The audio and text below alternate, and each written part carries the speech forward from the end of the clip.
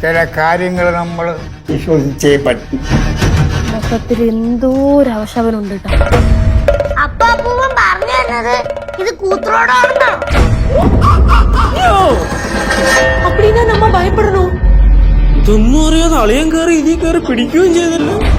இத பத்தி தெரியறவங்களை யாராச்சும் கூப்பிடுங்க. ഒരു കാലത്തെ കാവും അമ്പലവും പരദേവതകളും ഒക്കെ ആയിട്ട് നല്ലൊരു കിടുക്കാച്ചി വെറൈറ്റി എപ്പിസോഡ് തന്നെയാണ് നമുക്ക് ഇപ്പൊ ഉപ്പുമുളകിന്റെ പുതിയ പ്രൊമോയിൽ വന്നിരിക്കുന്നത്. ഒരു കിട്ടില്ലെന്ന ഒരു ത്രില്ലർ സംഭവമായിട്ടാണ് എനിക്ക് തോന്നിയത്. അത് അത്യാവശ്യം കോമഡിയും കാര്യങ്ങളും ഒക്കെ അതിന്റെ ഇടയിലുണ്ട്. അപ്പൊ ശങ്കരപ്പൂപ്പന്റെ ഒരു റീ എൻട്രി ഒരു കിടിലം പരിപാടിയായിട്ട് തന്നെയാണ് എനിക്ക് തോന്നിയത്. എന്തായാലും പലരും സിദ്ധു ലച്ചുവിന്റെ കോംബോ തന്നെ വേണമെന്ന് പറയുമ്പോൾ നമുക്ക് ഇങ്ങനത്തെ വെറൈറ്റി എപ്പിസോഡുകളും വേണം അല്ലെ.